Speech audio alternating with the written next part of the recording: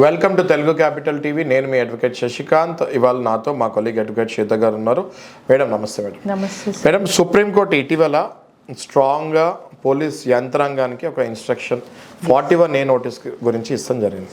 సహజంగా 41A notice అంటే 7 ఏళ్ల కంటే కింద పనిష్మెంట్ ఉంటుంది. 7 ఏళ్ల కంటే కింద ఒకవేళ పనిష్మెంట్ ఉంటే మాత్రం స్టేషన్ బెయిల్ ఇచ్చేయండి అని 2014లోనే Arnesh Kumar versus state of బీహార్లో సుప్రీంకోర్టు చెప్తాం జరిగింది.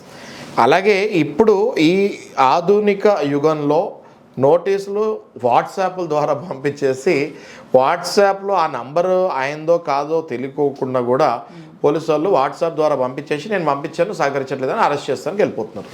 దీని గురించి సుప్రీంకోర్టు ఒక బ్రహ్మాండమైన ఇన్స్ట్రక్షన్ ఇస్తాం జరిగింది. దాని గురించి మీరు చెప్పండి సార్. సుప్రీంకోర్టు ఇటీవల ఏం చెప్పింది అంటే, ఏదైతే మనం 41A నోటీస్ ఇస్తున్నామో క్రిమినల్ ప్రొసీజర్ కోడ్ ప్రకారము వాట్సాప్ త్రూ పంపించేసి పోలీసులు మేము పంపించేసాము అని, ఈయన మనకి సహకరించట్లేదు అని అవతల పార్టీస్ నుంచి ప్రెషర్ అయి ఉండొచ్చు, వెంజెన్స్ అయి ఉండొచ్చు, పోలీసులు అరెస్ట్ చేసేస్తున్నారు.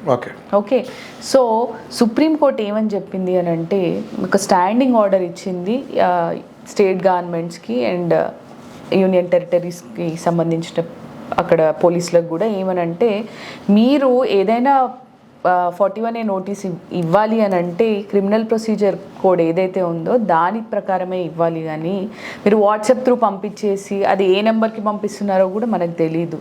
ఓకే, పంపించేసాము అని మీరు ఎక్నాలెడ్జ్ చేసేస్తున్నారు. ఇది కరెక్ట్ ప్రొసీజర్ కాదు. అకార్డింగ్ టు ద ప్రొసీజర్ ఏదైతే ఉందో భారతీయ న్యాయ సురక్షా సంహితలో ఏదైతే మెన్షన్ చేస్తారో దాని ప్రకారమే మీరు 41A నోటీస్ పంపించాలి. అంతేగాని ఫోన్లలో, ఈమెయిల్లో, వాట్సాప్లో పంపిస్తా అంటే కుదరదు అని.